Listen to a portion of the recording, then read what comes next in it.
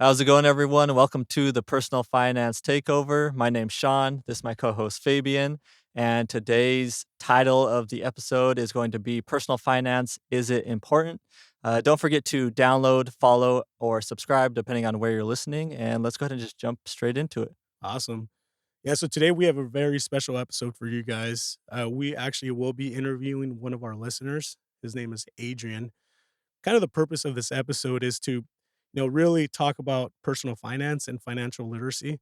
And one of the reasons why Sean and I started this podcast was just to, educate people about money, get them thinking of different ways to, build wealth and not always depend on that 9 to 5 job or live paycheck to paycheck. So I know everyone's situation is different. Everyone manages their money different. So yeah, we just wanted to, approach one of our listeners and ask him if he wanted to be on today's episode and tell us about a little bit about himself, how he manages his money. And yeah, I think it would be a really cool episode. All right, Adrian, thank you for jumping on today's episode. Could you give us a brief background about who you are? Yeah, sure. So thank you for having me, guys. Really appreciate it. But I'm 33 years old, currently living in the Central Valley of California.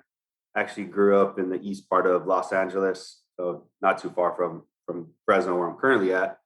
But I grew up in a relatively low income family, a family of five, and I chose to educate myself a little bit more in financial budgeting and just financial future success, just because I would like to provide my hopefully future family much more benefits than what I was growing up in. But yeah, middle class currently right now, working for a beer beverage company, and just really wanting to learn more about how I could better my future financially and have longevity with how my money works. Oh, very cool. Very cool. So, growing up, you said you grew up in East LA. Did anyone talk to you about money? Like, did you learn like how to manage your money through your parents? Did you learn about saving, budgeting, or was it something that was never like spoken to you? Because I know a lot of people when they're growing up, their parents never talk to them about money. So when they become adults, they end up not knowing how to properly manage, how to properly budget, and they just basically whatever they make every week, they spend every week, and sometimes they overspend. So I'm a little curious, how did, your family approach, managing your guys' money and stuff? Well, unfortunately, I didn't have that benefit of no one close to me really um, giving me the importance and knowledge or education really on financial management or saving. I mean, from time to time, my mom and dad used to tell me to save my money, but when I'm making minimum wage in junior high and high school, it's kind of hard to save your money when you're spending most of it, and then the little that you do have, you're saving a little bit, but as the months go by, that eventually deteriorates and deteriorates. And my parents really didn't have any special practice, as I believe they were living paycheck to paycheck. And when they did have a little bit extra money, they would like to splurge on my two brothers and myself, whether it's taking us out to amusement park, the movies, a nice restaurant, things of that nature. So to answer your question, overall, no, I really didn't have any education growing up on financial budgeting. Yeah. And are you the oldest out of your two siblings? Yes, so I Nice. am 33, and then I have two younger brothers. We're three years apart. So I have one that's 29 and another one that's 26. Very So cool. all three of us didn't really get any education. I think my youngest brother probably has the most now that he's getting it from myself and from my brother beneath me, because we are getting older, and we're finally starting to be a little bit more knowledgeable on how to finance our money. Very cool. And as being the oldest, like, do you feel like it's kinda not your responsibility, but, it's something that you feel like you need to learn so you can, inspire your younger brothers so they can better themselves with money? I definitely do, 100%. I feel like I'm not going to say pressure, but I do feel like I do have that responsibility to educate them as much as I can. I do probably have the most successful career out of them, but financially, I probably am not the most successful. Although I do have kind of a more of a long-term longevity career in front of me. But that doesn't necessarily mean that I do have better spending habits, because I do know that my youngest brother is probably the most financially stable, and he probably makes the least amount of money between my brother, who's right beneath me, and then myself. But I do feel that strong responsibility to educate them as much as I can wherever I learn. And I think you hit on something really important, about managing money. So a lot of people think that in order to have money, you need to make a lot of money.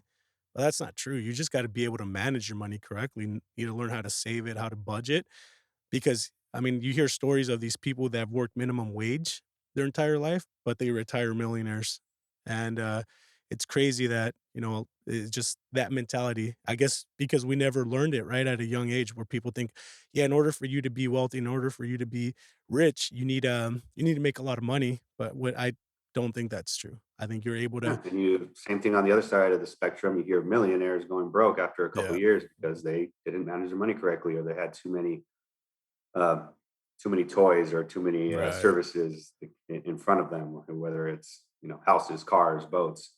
And once they get injured from a sport, or retire from an acting gig, or lose all their property, they just didn't uh, they didn't manage their money correctly, and within months, or possibly weeks, they could go broke. Yeah, Right. exactly.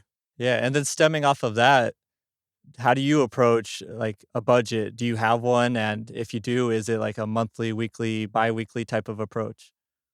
Mine is a biweekly type of approach because I get paid every 2 weeks. Um, I am honestly a little ashamed at my budgeting approach, because it's very little. I do like to pay myself last. Okay, so school loans, mortgage, electricity, whatever payments I need to go out, I pay those right away. I mean, I have like a recurring payment, so immediately, whatever credit cards I've spent, whatever credit card transaction I've had during those 2 weeks, I pay those off completely, and whatever's left over, I generally pay myself. And if I do have any money left over when the next check comes in, which say there's a couple $100s left over, then I'll throw that towards my savings. Do you So currently have an emergency fund or? I have an emergency fund, and it's about 2 to 3 months emergency. So maybe about half of what I would like to be at. So I honestly believe that I should have somewhere between like a 4 to 6 month emergency fund, but I do have a little bit more leeway, knowing that I am single. I don't own a car. I'm very blessed to have my company provide me with a company car. So I don't have any kids either. So in the case of an emergency, the only person I have to worry about is myself, Yeah. and my bills, and the only one who will suffer will be myself if an emergency does take place. But to answer your question, it's anywhere between 2 to 3 months And of bills. are you actively working to get it up to that, you know, to that level you want it to get to? Or is it something that you think about after the fact? Because I know you said you pay yourself, last after you pay all your expenses, but is, like, money set aside for emergency fund, is that part of a category in your budget? Or does it come after the fact? It, it's probably not a main category or part of my budget. I'm just kind of working towards it, and I don't have a set dollar amount that I do pay towards that emergency fund. So, like Oh, I okay. said, if there's no money left over, then nothing goes towards that increase in my emergency fund. And sometimes there might be $200 or $300 left over, and I will throw that $200 or $300 towards that emergency fund. So sometimes I'll see, the percentage kind of increase rapidly because I do have extra money. Just say like in the winter months when I'm not going out as Mhm. often and going to restaurants or hitting the beach or bars. But in the summer months, I tend to spend a lot more money. So that emergency fund tends to stay the same throughout those months. What if you get, like, a bonus at work? Like, if you were I'm sure that, being in the industry that you're in, you're sure there's bonuses available for you guys or, opportunity to make more money. If you get paid out a bonus, what do you do with it first? Do you think of saving it or do you think of like spending, something that you need to something that came up? Like what's your approach when you get paid out? money that you weren't Gen- expecting? Generally, my first approach is I'll take half of it and I will just totally try to lessen my student loans because right now the interest is it's relatively high. So I think the less I have on my balance, the less I'm going to be affected by that interest. So just say arbitrary numbers, I get a $20,000 bonus. 10,000 of that will go straight to my school loans, and the other $10,000 would be more. It's called play money. I'll probably throw maybe a couple grand in my savings, so I have tangible money uh, to go towards uh, that emergency fund that we're talking about. But for the most part, I tend to splurge. So I'll probably go online and book a flight somewhere to another country and try to go kind of reward myself for that bonus, right? Yeah. Because I received that bonus for a reason, and it's because of hard work and dedication towards my job. So I like to reward myself by a travel or buying myself something expensive or something that I probably shouldn't, but something that would make me happy instantly. So we talked about like the emergency fund and how you kind of approach your like budgeting strategy. Have you started investing at all? I do have a couple ways of investing. So, I mean, I have my traditional 401k, which I've been investing in that for, it's called about almost 9 years now. And I set aside 9% of every single paycheck, and that's what my company matches. So 9% is what I have. And then I also have invested in mutual funds over the past 2 years, which is my other retirement. And I mainly use the mutual fund tactic to pay for my taxes when I do pull out my 401k. So, say for example, my 401k is $10 that I'm going to get in retirement. Again, arbitrary numbers. I'm hoping I'm going to have more than $10, but $10, and say I'm only going to walk away with $6 because I'm going to have to pay $4 in taxes. I will use that mutual fund earnings when I'm 60 or 65 when I retire to pay for those taxes of the 401k. Nice. Do you actively manage your 401k? Like, do you look like the performance, how much you pay in fees and stuff like that? Or did you just set it and forget it, put it in a target date retirement account and then just have the money go in there? Or do you mess around with the asset allocation? Mhm. Generally, I don't mess with it. I kind of just set it, forget it. I tend to adjust here and there whenever there's a new presidential election based on just what I think might be the right choice. And again, those that knowledge of how I adjust is basically just from word of mouth or a few articles that I've read. But for the most part, I check on it on a month to month basis to see how much I have in there, how much have I grown, how much have I grown within that month, that the following 6 months, how much am I going to get throughout that entire year based on the trajectory and the compound interest that is involved in that. But for the most part, I rarely adjust it. And then again, with the mutual funds, that's not something that I manage. That's something that my investor manages for me. Do you know what type of account your financial advisor put you in? Did he put you in a Roth IRA? Did he put you in a taxable brokerage? Did he put you in a traditional IRA? Do you know what type of account you're investing in? Yeah, it's a traditional IRA. Okay, Yeah, very cool. so that's what it is. And so it's basically the 401k, the mutual funds, and then if you want to loop in the mortgage, I do have a one property that I'm currently living in. That would be my third source of investing. Very nice. And do you do any investing in crypto at all, or is that not on your radar right now? It's not on my radar, no. I'm not going to say it's not on my radar. It's just that again, that's another area where I'm not knowledgeable in, and I just don't want to take word of mouth and jump into it. I do have a lot of close friends and even my brothers who invest heavily in crypto, and for some of my friends, that's actually their only source of income. So I have a friend who travels a lot, gets little side jobs here and there whenever he feels like he needs extra cash. But for the most part, his main source of income is through crypto, and he's been relatively successful, in my opinion. But currently not on my radar. For example, 3 years ago, I said, "Well, now is not the time because I feel like the coins are too expensive." And 3 years later, the They're coins are super expensive. even more expensive. So Right. now I'm 3 years behind, and now I'm saying the same thing. So maybe next year I could be in a worse situation. So I don't think there's really ever a right time to jump in, and I think it just really when you just have the extra cash Yeah. and obviously, you guys, I just told you my history of my budgeting. Um, so right now is not the right time, but then again, I don't really think there's any of a right time investing. I think the worst time is just to not do it ever, right? And that's kind of like, Yeah, I do have some investing, but um, I would like to get into some yeah, cryptos and I think soon. the thing to remember is when investing in crypto, don't invest more than you're willing to lose, because most of the time, like, everyone gets excited, jumps in, and you jump in at the top of the market, and then for some reason, something comes out in the news and boom, all your money gets either cut in half or you lose 75% of your money in there. But you just got to have that stomach to be able to watch that and then watch it go back up again. Because I believe, as we, progress into like blockchain technology and all that stuff that we're going to use in the future, I think it will become more valuable. So, um, yeah, it's definitely something to look at, but I wouldn't advise anyone to take their life savings and dump it into crypto. I would say, just invest what you're willing to lose and then just go from there. So, Gotcha. Okay. So, what are your ultimate financial goals?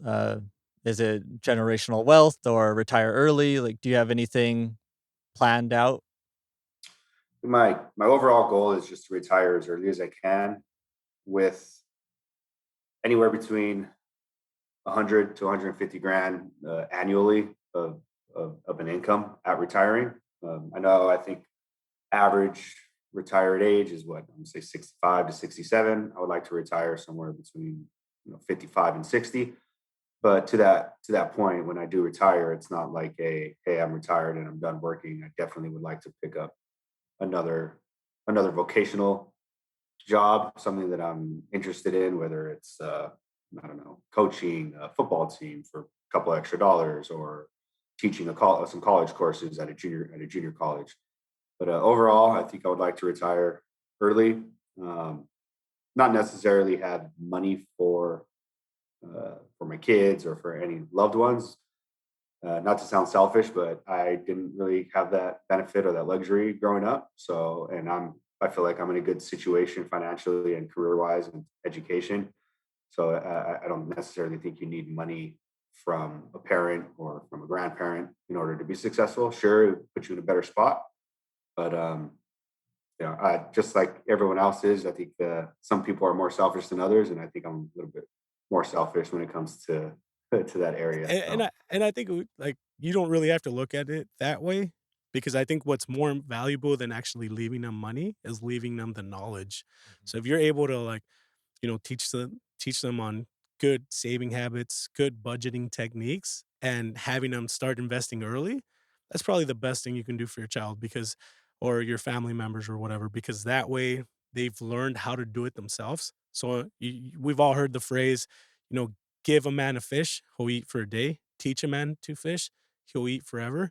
So I think that really applies to that. So yeah, I wouldn't say it's selfish on your part. I mean, you earned it, you built it up. Like you said, you came from like having very little to being able to have what you have now. And I think, just passing on that knowledge is good enough. And I think like, if it sounds like all of us are in our 30s.